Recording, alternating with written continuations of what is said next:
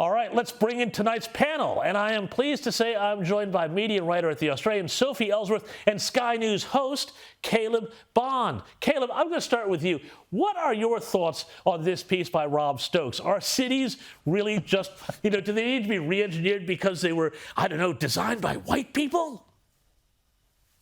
Well, it is a bizarre proposition, isn't it, to suggest that cities are only for white people. And as you say, anyone who's actually spent any time walking around any city in this country will know that is not the case. In fact, cities, particularly Sydney and Melbourne, very much have been built on the prosperity that migrants have brought to them and the fact that they've wanted to come to these cities because they are so good. I mean, that is why migrants move to places like Melbourne and Sydney, because they have opportunities there and they want to work in those CBDs.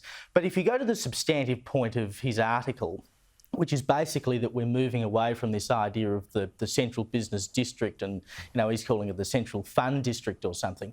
If you look at central the numbers social district, here in I think Melbourne, is what he wants, that's it, yes, yeah. If you look at the numbers here in Melbourne that we've had recently, since lockdown, and of course we had a lot of lockdown here in Melbourne, you've struggled to get those numbers back into the city during the week. But the numbers of people coming into the city on the weekend are actually above what they were pre-pandemic. So what it proves is people do want to go into the city. They want to go into the city, they want to go to a central place, and they want to enjoy themselves. They're doing it on the weekend.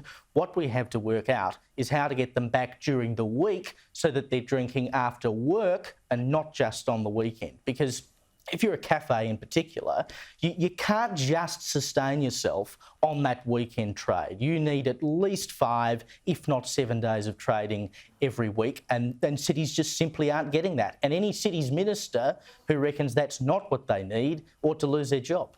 Well, no, I think you're exactly right, and I don't know how these businesses are meant to survive if they have 60 or 80% of the patronage because their customer base is only coming in 3 or 4 and not 5 days a week. But let's shift gears now, Sophie.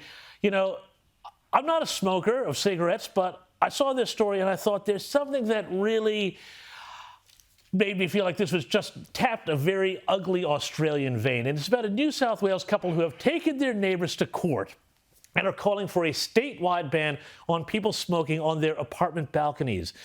Sophie, are we at our most joyous in this country when we are telling other people what they're not allowed to do? Well, look, James, I do agree with you on that we do have this habit in Australia of telling people, we're obsessed with telling people what they can and cannot do. However, let me say this. I have lived in apartments for many years, and it is awful when you have smokers coming out on the balcony at all hours of the day, puffing their brains out while the smoke is coming into your apartment. So I will cut this couple some slack because they tried to resolve this issue with their neighbours and couldn't come to an agreement. So this is a real problem in apartment buildings. But when you're trying to sleep or, just enjoy the peace in your house and you've got the neighbours' tobacco smoke wafting through your house, James, I've got to say it's pretty off-putting. So I really sympathise with this couple. But again, I am loath to think that we have to constantly tell people what they can and cannot do. And surely the neighbours who are the smokers could use a little bit of common sense and perhaps say, hey, why don't we go downstairs and smoke on the street or something where it's not blowing into their neighbours? But James, you may disagree with me on that. Well, I don't know. Caleb, I heard you chuckling back there. Now, I'm wondering, what do you think of this? Because, this just feels like, every time you see somebody leaving a note on their neighbor's car for parking it wrong, and all of the times people were, these great Australian hobbies like this. And, of course, all the daubing we saw during the pandemic when the police commissioners were cheering everybody for saying, hey, we had people over next door, what's going on? What do you reckon, Caleb? Is this unreasonable?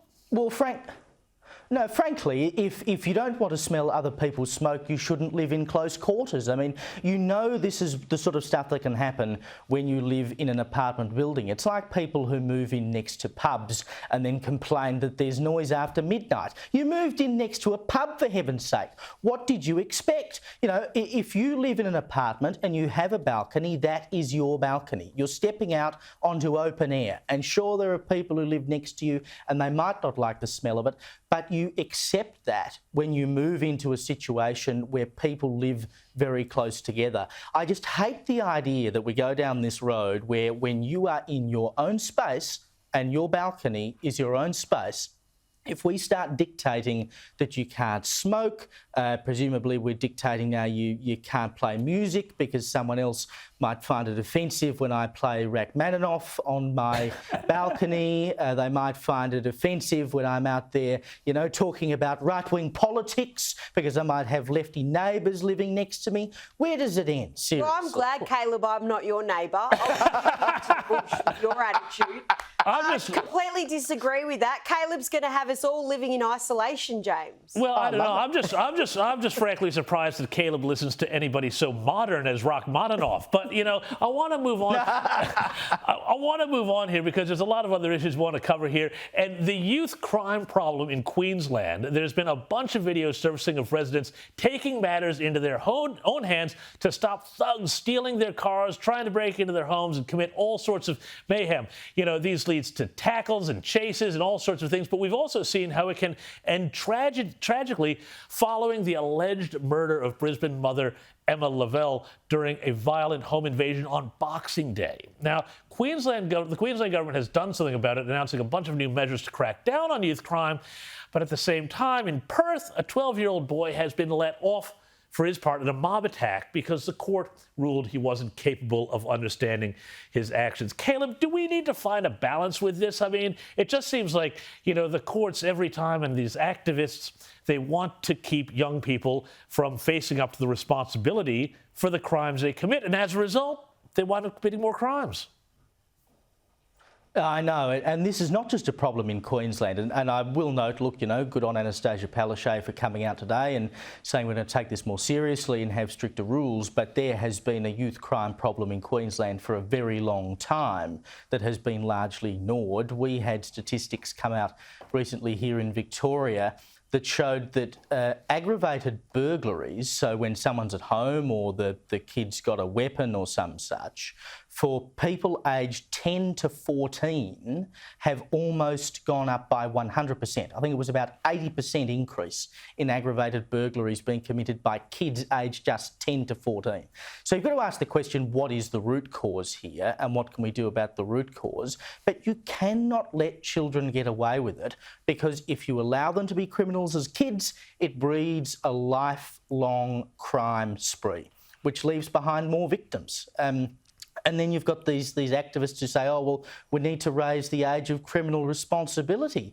At the same time, as we have people saying we need people getting involved in politics younger and younger, you've got the argument that supposedly people as young as 12 don't understand when they're doing the wrong thing.